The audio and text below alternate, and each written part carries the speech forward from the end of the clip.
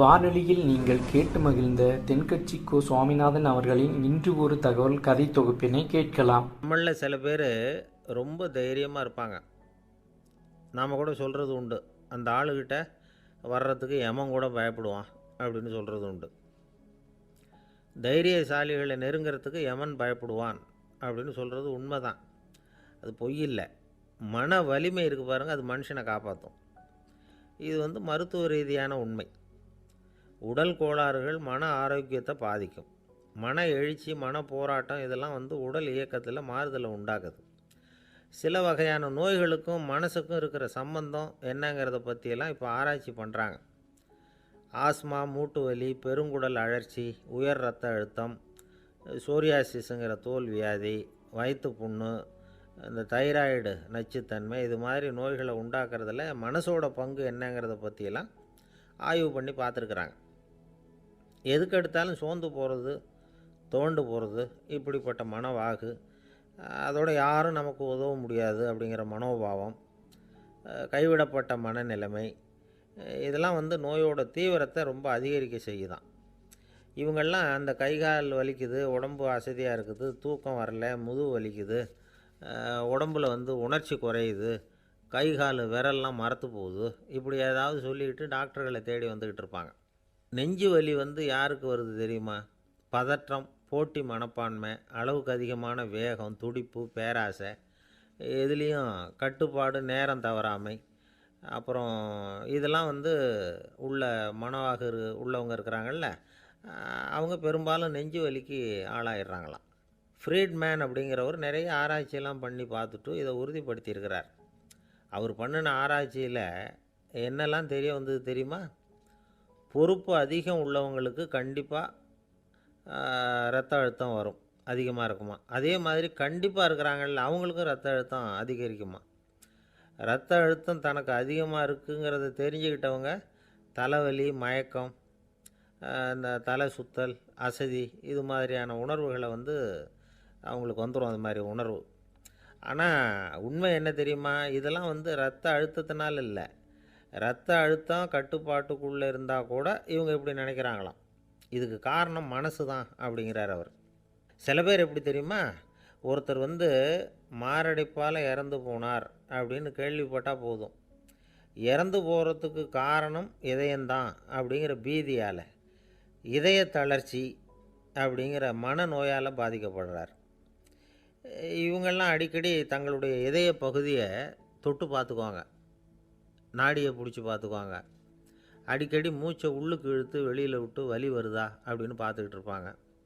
வேறு எங்கேயாவது வலிச்சா கூட நெஞ்சை வலிக்குதா அப்படின்னு பார்ப்பாங்க. நெஞ்சு வலிக்குதுன்னு கூட சில பேர் சொல்ல ஆரம்பிச்சிருவாங்க.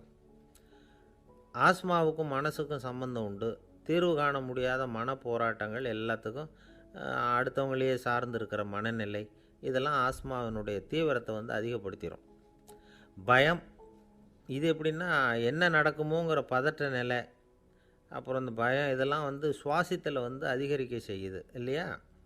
இதனால் இரத்தத்தின் காரத்தன்மை அதிகமாகி நோயின் தீவிரமும் அதிகமாகுது. மன போராட்டம், மனக்கவலை, மன இறுக்கம், இதெல்லாம் தோல் வியாதியை தூண்டி விடுதான்.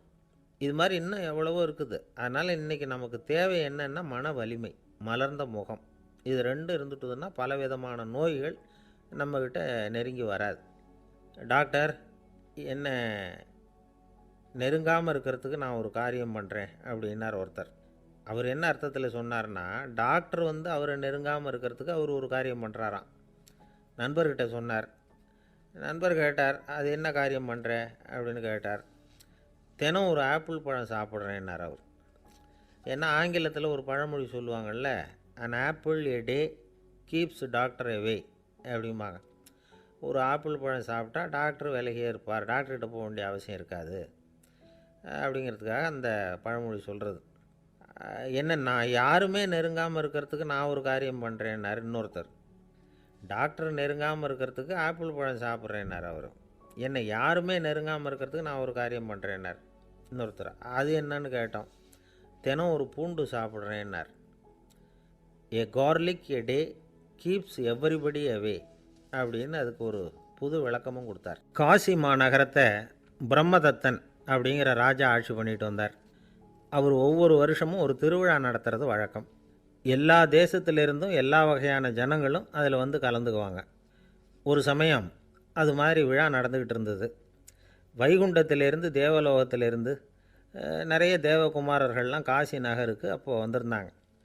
அதில் முக்கியமாக ஒரு 4 தேவகுமாரர்கள், அந்த 4 பேரையும் சுற்றி ஏகப்பட்ட கூட்டம். அப்படி என்ன விசேஷம் அவங்கக்கிட்ட அப்படின்னா, மற்றவங்கள விட அவங்க முகம் அழகாக இருந்ததா அப்படி பார்த்தா அப்படியும் இல்லை. அவங்க அணிஞ்சிருந்த மலர் மாலைகள் தான் அதுக்கு காரணமாக. அந்த மலர்கள்லேருந்து அப்படி ஒரு அபூர்வமான நறுமணம். இதுக்கு முன்னாடி இப்படி ஒரு நறுமணத்தை அந்த ஊர் ஜனங்க அனுபவிச்சதே இல்லை. அதுதான் அந்த 4 பேரையும் சுற்றி கூட்டம். எல்லாரும் கேள்வி கேட்க ஆரம்பித்தாங்க. உடனே அந்த 4 தேவகுமாரர்களும் எல்லாருக்கும் தெரியும்படியாக வானத்தில் எழும்பி கொஞ்சம் உயரமாக நின்றுக்கிட்டாங்க. கீழே நின்றுக்கிட்டு இருந்த அரசன்லேருந்து ஆண்டி வரைக்கும் ஒருத்தர் பாக்கி இல்லாமல் ஒரே குரலில் எல்லாரும் அவங்கள பார்த்து, எங்களுக்கும் இது மாதிரி மாலையை போட்டுக்கணும்னு ஆசையாக இருக்குது, அதுக்கு நீங்கள் தான் அருள் பண்ணணும் அப்படின்னு கேட்டுக்கிட்டாங்க. மாலை போட்டுக்கிறதுனா எல்லாருக்கும் ஆசையாக தானே இருக்கும். அந்த 4 தேவகுமாரர்களில் ஒருத்தர் புத்தர் பிரான். அவர் சொன்னார், பூலோகவாசிகளே, நான் சொல்கிறத கொஞ்சம் பொறுமையாக கேளுங்க. கக்காரு அப்படிங்கிற கற்பக விருட்சத்தின் மலர்களால் தொடுக்கப்பட்டது இந்த மாலை. இதுக்கு நிறைய சக்தி உண்டு. எந்த காலமும் இது வாடாது, வாசனையும் குறையாது. ஆனால் இதை அணிந்து கொள்கிறதுக்கு சில தகுதிகள் தேவை அப்படின்னார். என்ன தகுதி அது சொல்லுங்களேன் அப்படின்னு ஏக காலத்தில் எல்லாரும் சத்தம் போட்டாங்க. தீய இயல்புகள் உள்ளவங்க, இழிந்த சிந்தனை, இழிந்த செயல் உள்ளவங்க இந்த மாலையை அணிய முடியாது அப்படின்னார். அவ்வளோதான். கூட்டத்தில் சத்தம் போட்டவங்கள்லாம் மெதுவாக அப்படி அடங்க ஆரம்பிச்சிட்டாங்க. இன்னொரு தேவகுமாரன் சொன்னார், அடுத்தவங்க பொருளை அபகரிக்காதவன், அடுத்தவங்களுக்கு கெடுதல் பண்ணக்கூடிய பொய் பேசாதவன், பேராசையினால் கெட்ட வழியில் பொருள் ஈட்ட நினைக்காதவன் இந்த மாலையை போட்டுக்கலாம் அப்படின்னார். கூட்டத்திலிருந்து யாரும் முன்னுக்கு வரல. ஒரே ஒரு ராஜகுரு மட்டும் கொஞ்சம் முன்னாடி வந்தார். பெரியவர், படித்தவர். அவர், எனக்கு தகுதி இருக்குது அந்த மாலையை போட்டுக்கிறதுக்கு அப்படின்னார். வேறு ஒன்றும் இல்லை, பொய் சொல்லியாவது அந்த மாலையை வாங்கிக்குவோமே அப்படின்னு முடிவு பண்ணிட்டார் அவர். அவ்வளோதான், மாலையை வாங்கிட்டார். அடுத்த தேவகுமாரன் பேசினார். யாருக்கு திடமான அறிவும் மனமும் இருக்குதோ, யாருக்கு நல்ல காரியங்களில் அசையாத ஈடுபாடு இருக்குதோ, நல்ல அரிய பொருள்களை தனியாக தான் மட்டும் அனுபவிக்க விரும்பாதவர் யாரோ அவர் முன்னாடி வந்து இந்த மாலையை வாங்கிக்கலாம் அப்படின்னார். அந்த தகுதியும் எனக்கு இருக்குன்னார் ராஜகுரு. மாலையை வாங்கி போட்டுக்கிட்டார். இன்னொரு ராஜகுமாரன் பேச ஆரம்பித்தார். அறநெறியில் செல்வம் சேர்க்கணும், ஆடம்பர பொருள்களுக்கு அடிமையாகக்கூடாது, வெற்றி அடைஞ்சாலும் கர்வம் வரக்கூடாது, அப்படிப்பட்டவங்க இந்த மாலையை போட்டுக்கலாம்னார். துணிஞ்சு பொய் சொல்லி அதையும் வாங்கி கழுத்தில் போட்டுக்கிட்டார் இந்த ராஜகுரு. இன்னொரு ராஜகுமாரன் சொன்னார், சான்றோர்களை நிந்திக்காதவங்க, புறம் பேசாதவங்க இந்த மாலையை போட்டுக்கலாம்னார். அதையும் வாங்கி போட்டுக்கிட்டார். திருவிழா முடிஞ்சுது, எல்லோரும் திரும்பி போயிட்டாங்க. மறுநாள் ராஜகுரு 4 மாலைகளையும் போட்டுக்கிட்டு ராஜசபைக்கு வரார். வந்தவர் ரொம்ப அவஸ்தையோடு வர்றார். மாலையெல்லாம் வாடி போயிட்டுது, வாசனை எதுவும் கிடையாது. அது மட்டும் இல்லை, அவருக்கு கடுமையான தலைவலி வேறு வந்துட்டுது. துடிச்சு போயிட்டார். மாலையை கழட்டவும் முடியல. ஜனங்கள்லாம் அவரை பார்த்து சிரிக்க ஆரம்பிச்சிட்டாங்க. என்னத்துக்கு ஆசைப்படணும், ஏன் இப்படி கஷ்டப்படணும் அப்படின்னு. ராஜா பார்த்தார். மறுபடியும் விழாவுக்கு ஏற்பாடு பண்ணினார். தேவகுமாரர்கள்லாம் வந்தாங்க. ராஜகுரு வந்தார். மக்கள் முன்னிலையில் அவங்க காலில் விழுந்தார், மன்னிப்பு கேட்டுக்கிட்டார். இந்த மாலையை போட்டுக்கிற தகுதி எனக்கு இல்லை. தகுதி இல்லாத ஒருத்தன் தகாத தகுதியை பொய் மூலம் பெறணும்னு ஆசைப்படுறாங்களே, அவங்களுக்கெல்லாம் என்னுடைய தண்டனை ஒரு எச்சரிக்கையாக இருக்கட்டும்னார். அதுக்கப்புறம் தேவகுமாரர்கள் அவர் கழுத்தில் இருக்கிற மாலையை கழட்டினாங்களாம். அந்த மாலைகளும் பழையபடி மனம் கொடுக்க ஆரம்பிச்சுட்டு தான். இதிலேருந்து நாம் தெரிஞ்சுக்க வேண்டியது என்னென்னா, நமக்கு தகுதி இல்லாத ஒரு கௌரவம் நம்மக்கிட்ட தானாக வந்தால் கூட அதை தவிர்த்து விடுறது தான் நல்லது. அதுதான் புத்திசாலித்தனம். ஒருத்தர் வந்தார். சார், எங்கள் இலக்கிய மன்ற விழாவுக்கு நீங்கள் தலைமை தாங்கணும்னார்.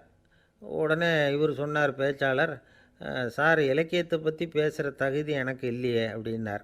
உடனே அவர் கூப்பிட வந்தவர் சொன்னார், அந்த தகுதி உங்களுக்கு இல்லைங்கிறது எங்களுக்கும் தெரியும் சார், அதனால தான் உங்களை தலைமை தாங்க கூப்பிட்றேன் அப்படின்னார். அது சரி, தலைமைன்னா அதுக்கு இவர் என்ன தான் அர்த்தம் பண்ணுறாருன்னு தெரியல. ஒரு ஜென் துறவி, அவருக்கு ரொம்ப வயசாகிட்டுது, கடைசி காலம். நண்பர்களெல்லாம் கூப்பிட்டார். நண்பர்களே, நான் வித்தியாசமான முறையில் சாகணும்னு ஆசைப்பட்றேன், அதுக்கு ஏதாவது யோசனை சொல்லுங்களேன் அப்படின்னு கேட்டாராம். நண்பர்கள் சிரித்தாங்க. என்ன பேச்சு பேசுகிறீங்க? சாவறதுங்கிறது என்ன விளையாட்டுத்தனமான காரியமா அப்படின்னு கேட்டிருக்காங்க. அந்த துறவி கொஞ்ச நேரம் யோசனை பண்ணார். அப்புறம் கேட்டாராம், இது வரைக்கும் யாராவது நடந்துக்கிட்டே இறந்துருக்குறாங்களா அப்படின்னாராம். எல்லாரும் இல்லைன்னாங்களாம். ஒருத்தர் மட்டும் சொல்லியிருக்கார், அப்படியும் ஒருத்தர் இறந்துருக்கிறதாக ஒரு கதையில் படிச்சிருக்கிறேன். ஒரு ஞானியால் தான் அப்படியெல்லாம் செய்ய முடியும் அப்படின்னு அவர் சொன்னாராம்.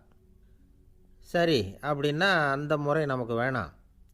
நின்றுக்கிட்டே யாராவது உயிரை விட்டுருக்காங்களா அப்படின்னு விசாரித்தாராம். அப்படியும் ஒருத்தர் இறந்துருக்கிறார் அப்படின்னாங்களாம். மறுபடியும் அந்த துறவி யோசனை பண்ணியிருக்கிறார். ஏதாவது வித்தியாசமான முறையில் நாம் போகணும் அப்படிங்கிறது அவருடைய விருப்பம். மனிதன் எப்படி வாழ்கிறானோ அப்படி இறப்பது தான் நல்லது. சரி, யாராவது தலைகீழாக யோகம் செய்யும் நிலையில் இறந்துருக்குறாங்களா அப்படின்னு விசாரித்தாராம். நண்பர்கள் சிரித்தாங்க. தலைகீழாக நின்னபடி இறந்ததாக நாங்கள் கேள்விப்பட்டதே இல்லை, அது முடியாத காரியம் அப்படின்ட்டுருக்காங்க. இப்போ அந்த துறவிக்கு திடீர்னு உற்சாகம் வந்துட்டுது. உடனே எழுந்திரிச்சார், தலைகீழாக நின்னார், அப்படியே உயிரை விட்டுட்டார். அவ்வளோதான். அந்த மடாலயத்தில் ஒரே குழப்பம். எப்படி அவரை கீழே இறக்கி படுக்க வைக்கிறது அப்படின்னு புரியல. இப்படி உயிர் விடுறதை பற்றி அவங்க இது வரைக்கும் கேள்விப்பட்டதும் இல்லை. உண்மையிலேயே இவர் இறந்து தான் போனாராங்கிறதும் தெரியல. சோதித்து பார்த்தாங்க. இதய துடிப்பு, நாடி துடிப்பு எல்லாம் நின்று போயிருந்தது. இவர் எப்போவும் இப்படி தான், என்ன பண்ணுறது இப்போது அப்படின்னு சொல்லி எல்லோரும் குழம்பிக்கிட்டு இருக்கிற சமயத்தில் ஒரு பெரிய ஒரு யோசனை சொன்னார். இந்த துறவியோட மூத்த சகோதரி பக்கத்து மடாலயத்தில் இருக்கிறாங்க, அவங்கள இங்கே அழைச்சிட்டு வந்தால் ஏதாவது வழி கிடைக்கும் அப்படின்னார். அந்த அம்மாவுக்கு 90 வயசு. அழைச்சிட்டு வந்தாங்க. ஒரு குச்சியை ஊன்றிக்கிட்டு அப்படியே மெதுவாக நடந்து வந்தாங்க. தம்பி, தலைகீழாக நின்று உயிர் விட்டு இறக்கிறத பார்த்தாங்க. தம்பின்னு கூப்பிட்டு பார்த்தாங்க, ஒன்றும் காணோம். உடனே என்ன பண்ணாங்க, தன்னுடைய கைத்தடியால் தம்பியோட உடலை ஒரு தட்டு தட்டினாங்க. ஏன்ப்பா, சாகிறப்பவும் உன்னுடைய குறும்புத்தனத்தை விடலையா? இப்படியாடா சாகிறது, ஒழுங்காக செத்து தொலை அப்படின்னாங்களாம். அவ்வளவுதான். உடனே அந்த துறவி திரும்பி நேராக நின்னார். அக்கா, கோவப்படாத, நான் ஒழுங்காக சாகிறேன், எப்படி செத்தா என்ன, எல்லாம் எனக்கு ஒன்று தான் அப்படின்னு சொல்லிவிட்டு அப்படியே தரையில் படுத்து உயிரை விட்டாராம். அதுக்கப்புறம் அந்த அம்மா கோலை கையில் எடுத்துக்கிட்டு அப்படியே திரும்பி கூட பார்க்காம அவங்க பாட்டுக்கு போயிட்டாங்களாம். மரணத்தை ஒரு விளையாட்டாக ஆக்கிய அந்த துறவிக்கு வாழ்க்கையே ஒரு விளையாட்டாக தான் இருந்திருக்குது. எந்த நோக்கமும் இல்லாமல் செயல்படுறதுன்னா என்னங்கிறதும் அவருக்கு தெரிஞ்சிருக்குது. பயனை எதிர்பார்க்காமல் பணி செய்து வாழ்ந்து மறைந்த மகான் அவர். தம்முடைய தொழிலை விளையாட்டு போல் செய்ய தெரிஞ்சவருக்கு வாழ்க்கையே ஒரு விளையாட்டாக மாறிடும். எல்லாமே விளையாட்டாகி விடுகிற போது மரணமும் விளையாட்டாகிவிடும் அப்படிங்கிறது தான் அந்த தத்துவம். ஆனால் அதுக்கு முன்னாடி உங்களுக்குள்ளே இருக்கிற உண்மையான நடிகனை நீங்கள் அடையாளம் கண்டுபிடிக்கணும். நீங்கள் நடிக்க வேண்டியதே இல்லை, நீங்கள் ஏற்கனவே நடிச்சுக்கிட்டு தான் இருக்கிறீங்க. நீங்கள் இந்த உண்மையை தெரிஞ்சுக்கணும், அவ்வளவுதான். இதுதான் ஞானிகளுடைய கருத்து. நீங்கள் தெருவில் நடந்து போயிட்டுருக்கிறீங்க, எதிரில் வர்றவர் உங்களை பார்த்து எப்படி இருக்கிறீங்கன்னு கேட்குறார். நல்லா இருக்கிறேங்கிறீங்க. உண்மையிலேயே நாம் நல்லா இருக்க மாட்டோம், ஏதாவது உடம்புல கோளாறு இருக்கும். ஆனால் அப்படி சொல்லுவோம், நல்லா இருக்கிறேன் அப்படின்னு. அது நடிப்பு தானே. உங்களை சந்தித்ததில் ரொம்ப மகிழ்ச்சி அப்படின்னு சொல்கிறோம். உடனே கொஞ்சம் நிதானமாக யோசித்து பாருங்கள், உண்மையிலேயே உங்கள் மனசு மகிழ்ச்சி அடைஞ்சுட்டுதா? அது நடிப்பு தானே. வாழ்க்கையை சரியாக புரிஞ்சுக்கிட்டால் எல்லாமே நடிப்புங்கிறது புரியும். கல்யாண பத்திரிக்கை அனுப்பியிருந்தேனே, ஏன்டா வரலன்னு கேட்டான் ஒருத்தன். வந்திருந்தேனே அப்படின்னானா இவன். டேய், ஏன்டா போய் சொல்கிற, நான் பத்திரிக்கையே உனக்கு அனுப்பலையே அப்படின்ட்டுருக்கான் அவன். அதுக்கு இவன் சொன்னானா, பத்திரிக்கை அனுப்புனேன்னு நீ போய் சொல்கிறப்போ கல்யாணத்துக்கு வந்தேன்னு நான் போய் சொல்லக்கூடாதா அப்படின்னானா. ஒரே ஒரு ஊரில் ஒரு ராஜா இருந்தார். அவர் பேரில் மக்களுக்கு ரொம்ப மரியாதை. அவ்வளவு நல்லா ஆட்சி புரிஞ்சுக்கிட்டு வந்தார். அவருக்கு வயசாகிட்டுது. அதனால் ஒரு நாள் அமைச்சரை கூப்பிட்டார். இதை பாருங்கள், எனக்கு வயசாகிட்டுது, அதனால் இந்த அரச பொறுப்பையெல்லாம் நீங்கள் ஏற்றுக்குங்க அப்படின்னார். அதுக்கப்புறம் ராணியை கூப்பிட்டார். வா, நாம் இனிமேல் இங்கே இருக்க வேணாம், காட்டுக்கு போய் தவம் பண்ணலாம் அப்படின்னு கூப்பிட்டார். இந்த செய்தி மக்களுக்கு அறிவிக்கப்பட்டது. மக்கள் உடனே கூட்டம் கூட்டமாக அரண்மனைக்கு வர ஆரம்பிச்சிட்டாங்க. மன்னரை போய் பார்க்குறாங்க. அரசே, தாங்கள் எங்களுக்கு தந்தை மாதிரி. நீங்கள் காட்டுக்கு போயிட்டால் நாங்கள்லாம் இங்கே எப்படி இருக்க முடியும்? எங்களுக்கெல்லாம் எந்த துன்பமும் இல்லாமல் பார்த்துக்கிட்டு வர்றீங்க. இது மாதிரியான ஒரு அரசாட்சி இல்லைன்னா மக்கள் வாழ்ந்து என்ன பயன் அப்படின்னாங்க. இருந்தாலும் என்ன பண்ணுறது, வயசாயிட்ட காரணத்தினால இந்த முடிவுக்கு வர வேண்டியிருக்குது அப்படின்னாரா ராஜா. அப்படின்னா நீங்கள் காட்டுக்கு போக வேணாம், நாங்கள் போகிறோம். நாங்கள் அங்கே போய் தவம் பண்ணுறோம், வழிபாடு பண்ணுறோம், கடவுள் வருவார், அவர்கிட்ட வரம் வாங்கிட்டு வந்துடுறோம் அப்படின்னாங்களாம். அப்படி சொல்லிவிட்டு உடனே எல்லோரும் காட்டுக்கு போனாங்க. நாட்டு மக்கள் எல்லாரும் ஒட்டு மொத்தமாக வந்து காட்டில் உட்காந்துக்கிட்டு தவம் பண்ணுறதை பார்த்தார் கடவுள். உடனே புறப்பட்டு வந்தார். எல்லோரும் இப்படி வந்து உட்காந்துருக்குறீங்களே, என்ன வேணும் உங்களுக்கு அப்படின்னு கேட்டார். உடனே மக்கள் எல்லாரும் ஒரு குரலில் சொன்னாங்க, சுவாமி, எங்கள் மன்னன் ரொம்ப நாளைக்கு நல்லபடியாக இருக்கணும், அவர் வந்து மகிழ்ச்சியாகவும் உடல் நலத்தோடும் இருந்தால் தான் நாங்கள் அமைதியாக வாழ முடியும் அப்படின்னாங்க. சரி, அதுக்கு என்ன செய்யணும் அப்படின்னார் ஆண்டவன். எங்கள் மன்னருக்கு இன்னும் ஒரு 100 வருஷம் ஆயுளை கொடுங்க அப்படின்னாங்க. அவ்வளவு தானே, சரி அப்படியே ஆகட்டும் அப்படின்னு சொல்லிவிட்டு ஆண்டவன் போயிட்டார். மக்கள் மகிழ்ச்சியோடு திரும்பி வந்தாங்க. மன்னா, கடவுள் வரம் கொடுத்துட்டார், நீங்கள் 100 வருஷம் வாழ போகிறீங்க அப்படின்னாங்க. இதை கேட்டதும் ராணி ராஜாவை வணங்கி நான் தவம் செய்ய போகிறேன் அப்படின்னு புறப்பட்டாங்க. உடனே மக்கள் என்ன நினச்சாங்க தெரியுமா? ஐயோ, நாம் ராஜாவுக்கு மட்டும்தானே நீண்ட ஆயுள் வேணும்னு வரம் வாங்கினோம், ராணிக்கு வாங்கலையே, அதுதான் கோபத்தில் புறப்பட்டாங்க போல இருக்குது அப்படின்னு நினச்சி வருத்தப்பட்டாங்க. ஆனால் ராணி நினச்சது அது இல்லை. ராணி போய் தவம் பண்ணாங்க, கடவுள் காட்சி கொடுத்தார். இவங்க கேட்குறாங்க, சுவாமி, ராஜாவுக்கு மட்டும் 100 வருஷம் ஆயுள்னு வரம் கொடுத்துட்டீங்க, அப்படின்னா குடிமக்களும் 100 வருஷம் இருக்கணும். இப்படிப்பட்ட குடிமக்கள் இல்லைன்னா அப்படிப்பட்ட அரசன் இருந்து என்ன பிரயோஜனம் அப்படின்னாங்களாம். ஆண்டவன் பார்த்தார், சரி அவங்களும் 100 வருஷம் வாழ்வாங்க, அது மட்டும் இல்லை, நீயும் 100 ஆண்டு காலம் வாழ வரமளிக்கிறேன் அப்படின்னு சொல்லிவிட்டு மறைஞ்சிட்டார். இதில் ஆண்டவன் வர்றதும் மறையிறதும் முக்கியமில்லை. இதில் கவனிக்க வேண்டியது ஆள்கிறவனின் விசால மனம், குடிமக்களின் விசால மனம், ஆள்கிறவன் மனைவியினுடைய விசால மனம். இப்படி ஒரு நாடு இருந்துட்டுதுன்னா எப்படி இருக்கும் வாழ்க்கை நினச்சி பாருங்கள். அதனால தான் பெரியவங்கள்லாம் சொல்கிறாங்க, இதய வாசல் திறந்தே இருக்கணும், இதயத்தின் கதவுகளை மூடாதீங்க அப்படின்னு சொல்லுவாங்க. என்கிட்ட ஒருத்தர் சொன்னார், என்னுடைய இதய வாசல் எப்போவும் திறந்தே தான் இருக்குதுன்னார். எதனால் அப்படி சொல்கிறீங்க அப்படின்னு கேட்டோம். டாக்டரே சொல்லிவிட்டார், என்னுடைய இதயத்தில் ஒரு ஓட்டை இருக்குது அப்படின்னு, வால்வு சரியில்லையா அப்படிங்கிறார். இந்த உலகத்தில் நாம் நல்லபடியாக இருக்கணும்னா அதுக்கு முக்கியமாக தேவைப்படுறது 2.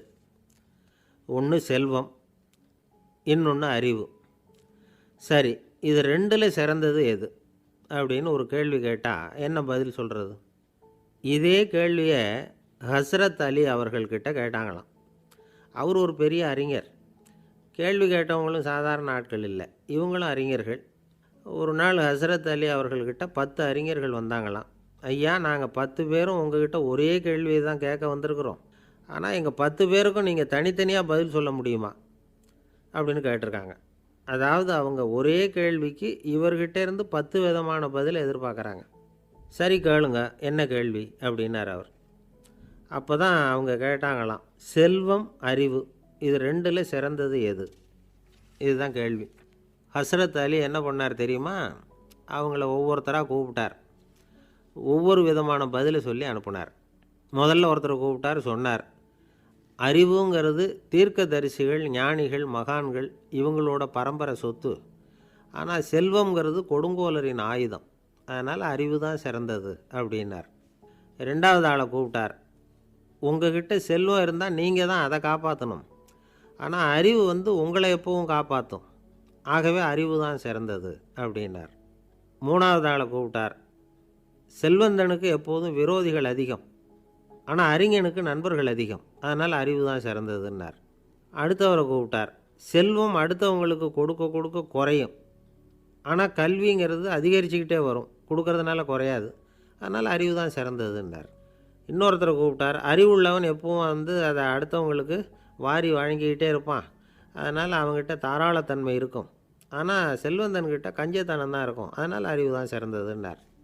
6வது நபரை கூப்பிட்டார், செல்வத்தை வந்து கள்வர்கள் திருடிக்கிட்டு போக முடியும், ஆனால் அறிவை வந்து அப்படி திருடிக்கிட்டு போக முடியாது அப்படின்னார். 7வது நபரை கூப்பிட்டார், செல்வம் வந்து கால ஓட்டத்தில் அழிஞ்சிரும், ஆனால் அறிவை வந்து கால ஓட்டம் ஒன்றும் பண்ண முடியாது, ஆகவே அறிவே சிறந்ததுன்னார். 8வது ஆளை கூப்பிட்டு சொன்னார், செல்வத்துக்கு எப்பவும் எல்லை உண்டு, நிறை உண்டு, அளவு உண்டு, கணக்கு உண்டு, ஆனால் அறிவுக்கு அப்படிப்பட்ட எல்லை எதுவும் கிடையாது, அதனால் அதுதான் சிறந்ததுன்னார். அடுத்தவனை கூப்பிட்டார், செல்வம் வந்து உள்ளத்தில் உள்ள ஒளியை வந்து போக்கிவிடும், இருட்டை உண்டாக்கிவிடும், விரிந்த மனப்பான்மையை வந்து குறுகலாக்கிவிடும். ஆனால் அறிவு அப்படி இல்லை, இருண்ட உள்ளத்தில் ஒளியை பாய்ச்சி அதை விசாலப்படுத்துது, அதுதான் சிறந்ததுன்னார். கடைசியாக 10வது நபரை கூப்பிட்டார். செல்வம் வந்து மனசில் செருக்கை உண்டாக்குது, ஆணவத்தை ஏற்படுத்துது, அதனால் நானே கடவுள்னு நினைக்கிற அளவுக்கு மனுஷனை வந்து தாழ்த்தி விடுது.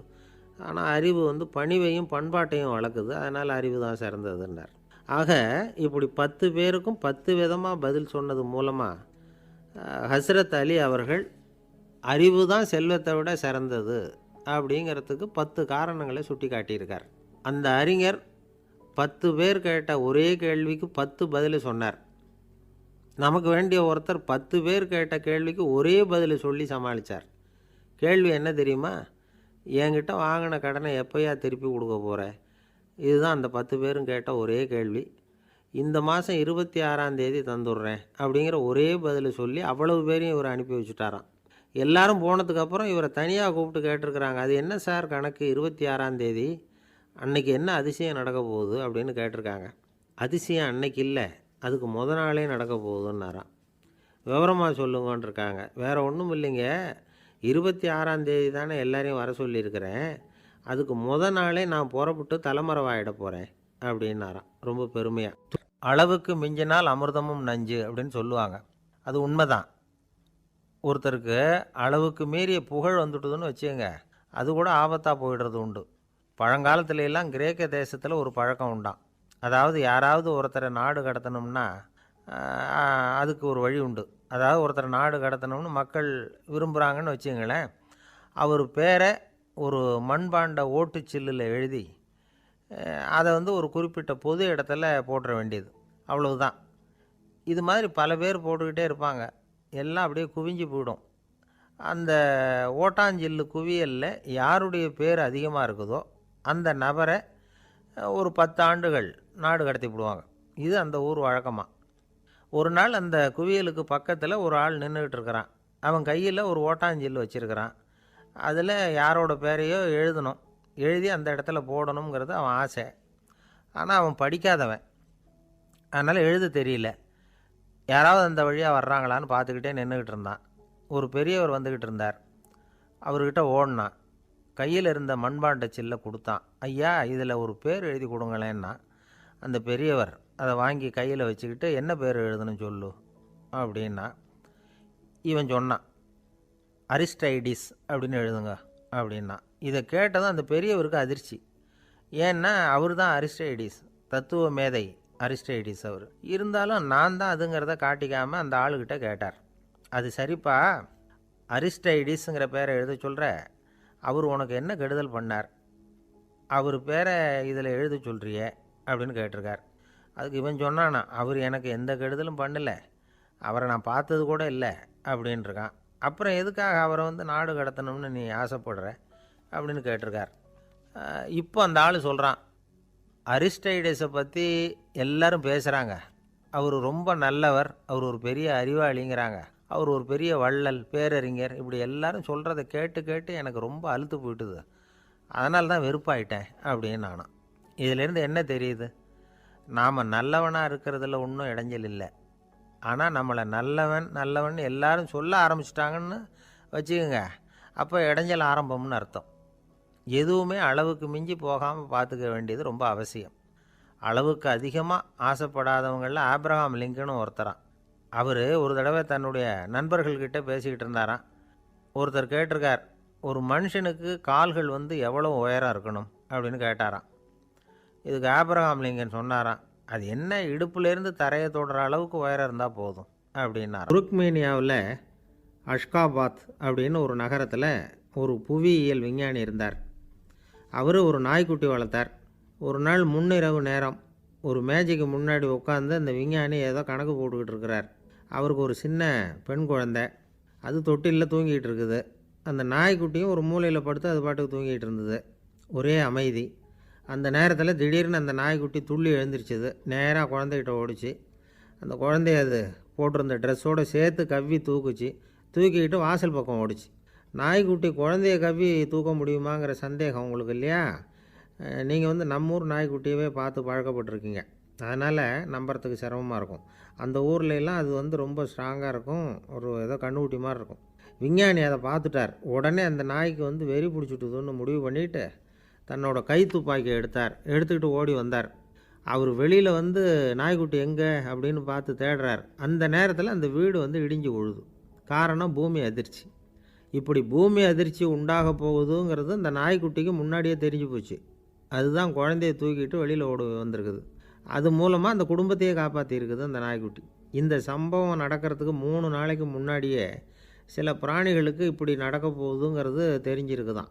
ஆமாம், அந்த நகரத்தில் 3 நாளைக்கு முன்னாடியே பாம்பு, பல்லி இதெல்லாம் அது தங்கியிருந்த வலையை விட்டு வெளியில் ஓடி வந்துட்டுது. அதே மாதிரி அங்கே இருந்த புறாவெல்லாம் பறந்து போயிடுச்சான். இதே மாதிரி யுகோஸ்லோவியாவில் கூட ஒரு நகரம், அங்கே ஒரு நாள் ராத்திரி ஒரு மிருக காட்சி சாலையில் திடீர்னு ஒரு பெரிய கலவரம், கூச்சல், குழப்பம். அங்கே இருந்த கழுதை, புலி, யானை, பறவை எல்லாம் கண்ணாபின்னான்னு கத்த ஆரம்பிச்சுட்டுது. நேர் யானை அதுக்குன்னு போடப்பட்டிருந்த தடுப்பையே தாண்டி குதித்து வெளியில் வந்துட்டு தான்.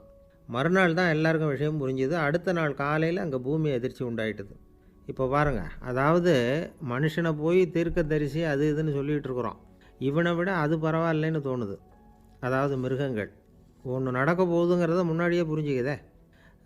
சரி, இதெல்லாம் எப்படி அது முன்கூட்டி புரிஞ்சுக்குது? அதுதான் படைப்பு ரகசியம். அதை கண்டுபிடிக்கிறதுக்கு தான் மனுஷன் வந்து ஆராய்ச்சி பண்ணிகிட்டு இருக்கிறான். விஞ்ஞானிகளோட ஆராய்ச்சியெல்லாம் ஒரு பக்கம் இருக்கட்டும், வீட்டுக்குள்ளேயே சில ஆராய்ச்சி பண்ணி பாருங்களேன். இப்போ சில யோசனை சொல்லி அதை சோதனை பண்ணி பாருங்க அப்படின்னு ஒருத்தர் சொன்னாராம். அதாவது இப்போ மழை வருமா வராதா அப்படின்னு தெரிஞ்சுக்கணுமா, உடனே ஒரு பூனைக்குட்டி பின்னாடியே மெதுவாக போய் அது என்ன செய்யுதுன்னு கவனித்து பார்க்கணும். பூனைக்குட்டி தன்னோட பாதத்தினால சுகத்தில் வந்து அப்படி கீறிக்கிட்டு இருக்கும். அப்படி கீறினா கண்டிப்பாக மழை வரும். சில சமயம் பூனைக்குட்டி அப்படியே மல்லாந்து படுத்துக்கிட்டு பாதத்தை உயர தூக்கும், அப்படியும் புரளும். இப்படி செஞ்சதுன்னா அன்னைக்கும் மழை இருக்காது. அதனால் முன்னாடி இருந்தது மழை வர்றதுக்கு அறிகுறி, இது மழை இல்லைங்கிறதுக்கு அறிகுறி. பறவைகள், பிராணிகள் இதுகளோட நடவடிக்கைகளை பார்த்துட்டு அதையெல்லாம் அடிப்படையாக வச்சு தான் காலநிலையை கண்டுபிடிக்கிற கருவிகளை கண்டுபிடிச்சிருக்கிறாங்க. வாத்து இருக்குல்ல, சில சமயம் தன்னோட அழகை தன்னோட இறகுகளில் அப்படியே புதைச்சிக்கும். அப்படி செஞ்சால் குளிர்காலம் வரப்போகுதுன்னு அர்த்தம். பருவநிலை குளிராக மாறப்போகுதுங்கிறதுக்கு இதுதான் அறிகுறி. சிட்டுக்குருவி இருக்குதுல்ல, அதெல்லாம் புழுதியில் உழுந்து புரளும், சிறகுகளை வந்து படபடன்னு அடிச்சுக்கும். அப்படி செஞ்சால் மழை வரப்போகுதுன்னு அர்த்தம். ஒன்று மட்டும் நாம் நல்லா தெரிஞ்சுக்கணும், இயற்கையின் சீற்றம்னு சொல்கிறோம் இல்லையா, இயற்கை ஏன் நம்ம மேலே கோவப்படுது? இயற்கையை நாம் அனுசரித்து போகிறதில்ல, அதனால் கோவப்படுது. காடுகளை அழிக்கப்படாது, விலங்குகளை கொல்லக்கூடாது, இயற்கை ஏற்படுத்தி வச்சுருக்கிற சமநிலையை கெடுக்கக்கூடாது. அதை புரிஞ்சுக்கிட்டு வாழ்ந்தோம்னா பூமியும் நடுங்காது, நாமளும் நடுங்க வேண்டிய அவசியம் இருக்காது. ஒருத்தர் இருந்தார், சாராய கடைக்கு போனாராம், நிறைய சாப்பிட்டார். அப்புறம் சொன்னார், இது ரொம்ப அற்புதமான சரக்கு போல் இருக்குது, உள்ளே போன உடனே இந்த பூமியே நடுங்கிறது மாதிரி இருக்குது எனக்கு அப்படின்னாராம். இதுக்கு கடைக்காரர் சொல்லியிருக்கார், நீங்கள் சாப்பிட்டது வெறும் பச்சை தண்ணி தாங்க, இப்போ ஏற்பட்டிருக்கிறது நிஜம் பூமி அதிர்ச்சி அப்படின்னாராம். ஒரு பெரிய பியானோ கலைஞர் வியன்னாவில் இருந்தார். ரொம்ப புகழ்பெற்ற இசை கலைஞர் அவர். இங்கிலாந்து மகாராணி விக்டோரியா அவருடைய சங்கீதத்தை கேட்கணும்னு ஆசைப்பட்டாங்க. அவரை அரண்மனைக்கு கூப்பிட்டாங்களாம். பியானோ வாசிக்க சொல்லி கேட்டாங்களாம். இவரும் ரொம்ப பிரமாதமாக வாய்ச்சி காட்டியிருக்கார். உடனே பாராட்டி பரிசுகள்லாம் கொடுத்து அனுப்புனாங்களாம். அந்த இசையை கேட்குறதுல அரசிக்கு ரொம்பவும் ஆர்வம் உண்டு. அதனால் அதுக்கப்புறமும் அந்த கலைஞர் அடிக்கடி அரண்மனைக்கு வர வேண்டிய அவசியம் ஏற்பட்டது. ஏன்னா அரசி கூப்பிட ஆரம்பித்தாங்க. இவர் போகணும், அங்கே இசை நிகழ்ச்சி நடத்தணும். இவர் அங்கே பாடி வாசிக்கிறது உண்டு. ஒரு தடவை வந்து மகாராணி அவரை பார்த்து, உங்கள் நாட்டு தேசிய கீதம் பாடுங்களேன் அப்படின்னு கேட்டாங்களாம். உடனே அவர் தன்னுடைய நாடான ஆஸ்திரியாவின் தேசிய கீதத்தை பாடியிருக்கிறார். அவர் பாட ஆரம்பித்த உடனே மகாராணி எழுந்திரிச்சு நின்னாங்களாம். அதுக்கு மரியாதை செலுத்துகிற நோக்கத்தோடு பாட்டு முடிகிற வரைக்கும் அப்படியே நின்றுக்கிட்டு இருந்தாங்களாம். இதுதான் அந்த அரசியினுடைய பெருந்தன்மை. அதாவது நாட்டுப்பற்றுங்கிறது அந்த அளவுக்கு அப்படி இருக்கணும். இப்படி ஒரு அரசியே நம்ம நாட்டு தேசிய கீதத்துக்கு எழுந்திரிச்சு நின்று மரியாதை செலுத்துகிறாங்க அப்படிங்கிறத புரிஞ்சிக்கும் பொழுது அந்த முதிய கலைஞரின் மகிழ்ச்சிக்கு அளவே இல்லையாம்.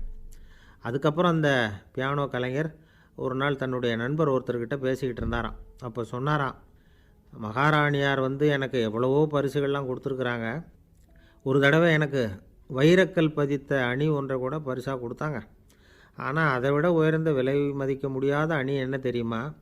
நான் என்னுடைய நாட்டு தேசிய கீதத்தை நான் பாடுறப்போ அவங்க எழுந்திரிச்சு நின்று மரியாதை செலுத்தினாங்களே, அதுதான் எனக்கு கிடைச்ச மிகப்பெரிய பரிசு அப்படின்னாராம். எனக்கு தெரிஞ்ச சங்கீத வித்வான் ஒருத்தர் இருக்கார். சமீபத்தில் ஒரு நாள் அவரை பார்த்தேன். எப்படி போயிட்டுருக்கு உங்கள் தொழில் அப்படின்னு கேட்டேன். ரொம்பவும் வித்தியாசமாக போயிட்டுருக்குங்க அப்படின்னார். என்ன சொல்கிறீங்க அப்படின்னேன். முன்னாடியெல்லாம் நான் பாடினா எதிரில் இருக்கிறவங்க தான் எழுந்திரிச்சு போயிட்டு இருந்தாங்க. இப்போ எப்படின்னா நான் பாட ஆரம்பிச்சுட்டா உடனே பக்கவாத்தியக்காரனே எழுந்திரிச்சு போயிடுறான் அப்படின்னார். ரொம்ப